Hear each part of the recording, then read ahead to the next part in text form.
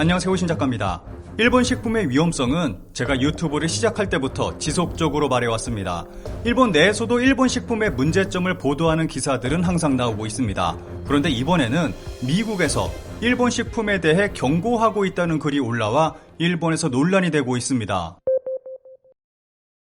우선 키시다 내각의 지지율 먼저 살펴보도록 하겠습니다. 요미우리 신문이 4월 14일부터 16일까지 실시한 키시다 내각에 대한 여론조사 결과를 발표했습니다. 키시다 내각의 지지율은 최저점을 찍고 상승하고 있습니다. 7개월 만에 지지가 지지하지 않음을 넘어섰습니다. 그리고 최근 있었던 폭발 사건이 지지율에도 영향을 주고 있다고 분석하고 있습니다. 키시다 내각을 평가하는 이유 1위는 코로나 대책이 차지했습니다. 2위는 외교가 꼽혔는데 한일 관계에서의 성과가 큰 요인으로 작용한 것으로 보입니다. 3위는 방위와 안보 정책이 차지했습니다. 국제적 상황이 키시다 지지율에 크게 작용했다고 볼 수 있습니다. 일본 네티즌들의 반응을 짧게 살펴보겠습니다. 내각 지지율 상승에 키시다 총리 폭발물 사건이 관계됐을 가능성이 있다고 한다. 작년 참의원 선거 때도 그렇지만 이번 키시다 씨 사건에서도 국민은 키시다 씨에 대한 동정 그리고 일본 민주주의를 폭력으로부터 보호해야 할 필요성을 느꼈고 그것이 폭력의 대상이 된 키시다 씨 내각의 지지율 상승으로 이어지고 있다고 해석할 수도 있다. 우크라이나 방문으로 지지율 상승, 나아가 이 같은 사건에 대해 키시다 씨가 일본 민주주의를 구현하는 아이콘이 됨으로써 지지율을 더욱 뒷받침하고 있다는 점도 있을 것이다. 그러나 정책과 과제도 있음을 잊어서는 안 된다. 전혀 오르는 요소가 없는데 옳은 위화감, 여론조사라고 말하지 말아라, 여론 조작하고 있는 거 아니야 라고 말하고 싶다.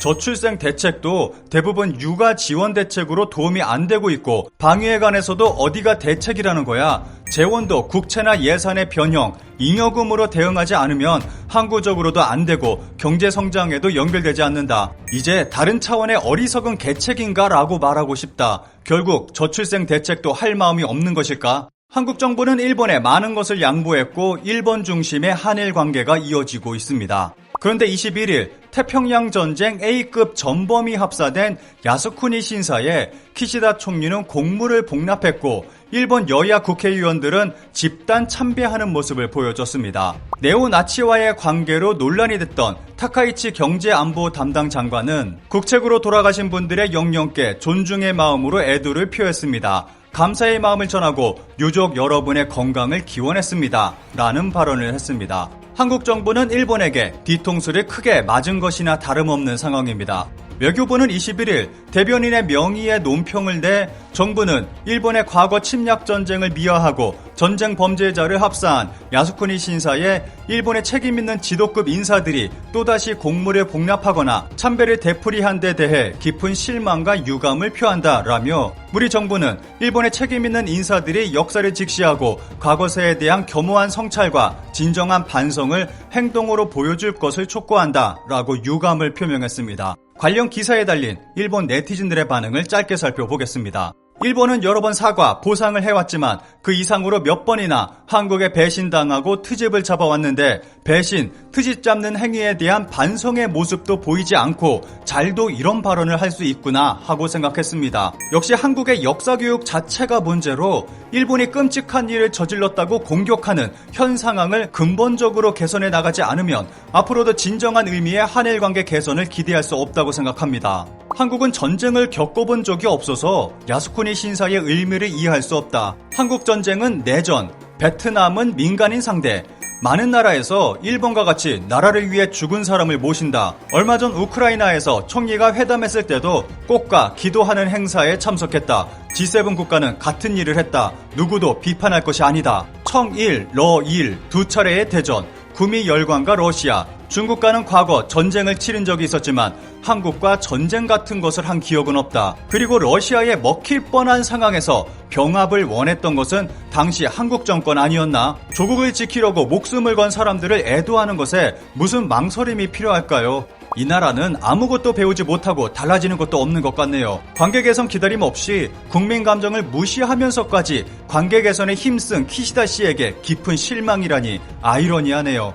국민 입장에서는 둘 다 깊은 실망의 대상인데 말이죠. 이런 나라, 일본인으로서의 자존심이 있다면 우선 국교를 끊읍시다. 키시다 씨도 이 정도는 이해할 수 있겠지. 이런 일본에서 가장 위험한 것을 들라고 한다면 식품을 꼽을 수 있을 것입니다. 최근 일본에서는 한류 붐에 평승한 새로운 프랜차이즈 식당이 생겨나 논란입니다. 소고기 덮밥으로 유명한 요시노야가 소갈비 덮밥, 순두부찌개 전문점인 카루비노 토리코를 2월 런칭했습니다. 주요 메뉴는 소갈비 덮밥과 순두부찌개입니다.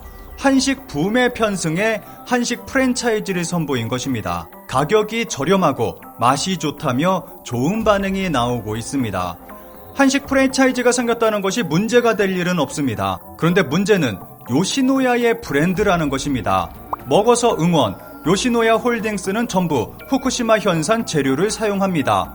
요시노야, 후쿠시마에서 쌀 생산을 시작, 2014년부터 양파, 배추도 생산 예정. 요시노야는 2011년 후쿠시마 원전 사고가 일어나자 누구보다도 먼저 먹어서 응원에 동참하고 있습니다. 후쿠시마 원전 사고 후 요시노야는 후쿠시마 현지 농민들과 함께 합작회사인 요시노야 팜 후쿠시마를 설립했습니다. 요시노야는 이 회사를 통해서 후쿠시마산 쌀과 채소 등을 공급받고 있습니다. 그런데 이번에 새로 런칭한 한식 프랜차이즈도 후쿠시마산 재료가 사용되는 것은 아니냐는 목소리가 나오고 있습니다. 같은 회사에서 런칭한 브랜드라 사용할 확률이 매우 높다고 생각합니다. 최근 일본에서는 또 하나의 논란이 일었습니다. 미국에서 일본 식품이 유해하다며 경고했다는 트윗이 논란입니다. 일본 언론이 광고주 눈치 보며 보도하지 않는 사실, 미국 슈퍼 현황입니다. 일본 식품은 모두 이런 느낌, 이것은 단지 일부, 더 있습니다.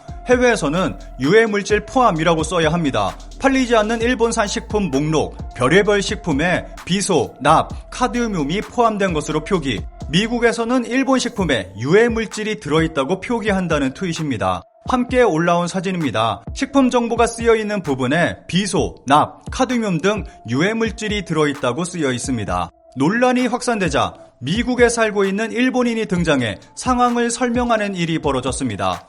저기요, 그 표기가 붙어있는 일본에서 수입한 식품을 판매하는 캘리포니아 주민입니다.